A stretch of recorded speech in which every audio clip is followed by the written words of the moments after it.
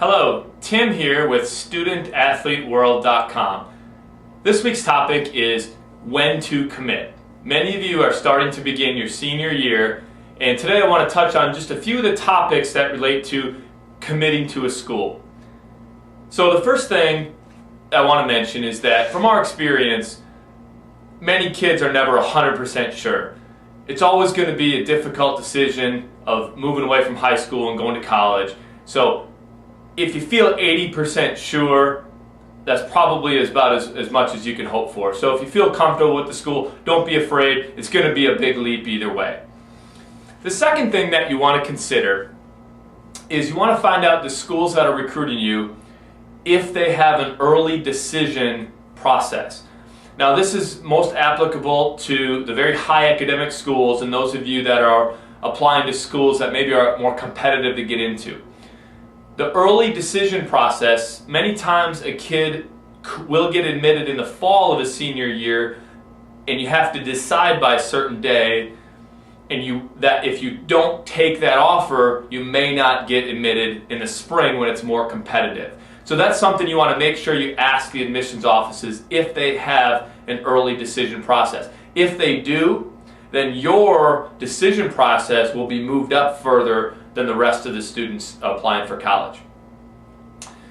The next thing you want to ask the admissions offices of the schools that you're looking at is if they have financial aid deadlines, when you can apply for financial aid and when the decisions on the allocation of those funds will be. Some schools are a little bit different in when they give out the financial aid, but almost every school has a first come, first served policy, meaning it's in your best interest to get your financial information in as soon as possible so that you can be part of the discussion for that financial aid. Again, this is different at every school, so you want to make sure you're having those conversations with the admissions and financial aid representatives. Now the last part I want to talk about is probably the most confusing, and this is how does the FAFSA and financial need-based aid coincide with potential athletic aid, the admissions process, and ultimately your financial aid packaging. This can be really confusing. So first of all, the FAFSA stands for Free Application for Federal Student Aid. Now many people won't apply or don't think they need to apply for the FAFSA because they feel they're going to make too much money to qualify for free money from the federal government. Now that very well may be true, but you may qualify for federal student loan money, which is interest-free loans that you don't have to pay back until 6 months after graduation, or maybe work study.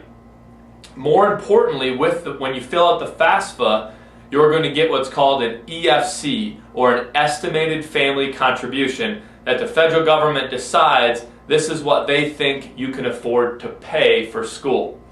The reason why you want to fill out your FAFSA as soon as possible is that EFC, even if you don't get federal money, the individual schools can give you financial aid based off of that EFC. So it's very important that you fill out the FAFSA. So here's a common problem that happens. A family is looking at a school in the fall of their senior year, and the coach says, we'd like to offer you a small, 1/6 scholarship, so $5,000 scholarship to a $30,000 school or something like that, and we'd like you to commit. But the family says, well, we can't fill out the FAFSA until January because the FAFSA goes on your last year's taxes. So you have to wait until the end of the year to fill out the FAFSA after you get your taxes back in January, and then you find out what financial need you'll get from the school. So the coach will want you to commit to this school before you even know what it's going to cost. Now obviously that's not good for you because you don't know what you're committing to. What a lot of schools will do, and you may need to ask them if they will do this, is do what's called a FAFSA estimator.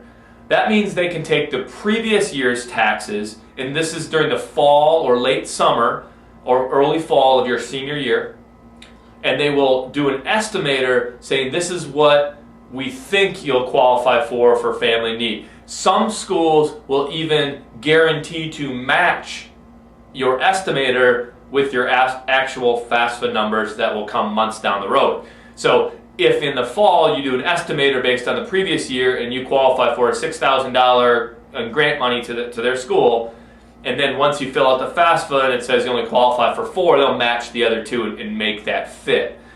Not every school will do FAFSA estimators.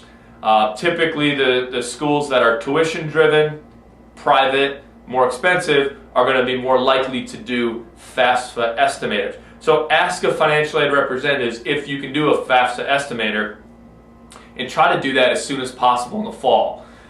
What you want to do throughout this entire process is you want to get all the nuts and bolts taken care of before you have to make a decision. What a lot of people do is they wait until they have an offer and then have to decide how much that actually costs. So it's well worth your time and effort to narrow down your potential decisions as soon as possible, and then find out what each school is going to cost. Not a guess, not a we think it's going to cost about this, but actually go through the process with the financial aid and admissions departments at each school and find out an exact number of what that school is going to cost. Only then can you make a qualified decision. I hope this was helpful today. So remember the key points. If you're 80% sure, go with it. Don't feel like you have to wait until you're 100% sure. In our experience, we find way more kids who pass up on a good opportunity and then end up taking a worse one, rather than ones that are regretful that they committed early. So if you're 80% sure, go with it. Find out if schools have early decision deadlines or application or admission and financial aid deadlines. Find out what those deadlines are. The best person to ask is the financial aid and admissions department, or of course the coach. Find out if they will do a FAFSA estimator for you, and then the last piece to add to that is make sure you get your taxes done as soon as possible this year, so come January 1st you can be first in line to get your FAFSA numbers to each school that you're interested in. More information on this topic and many more is available at studentathleteworld.com. Have a great week.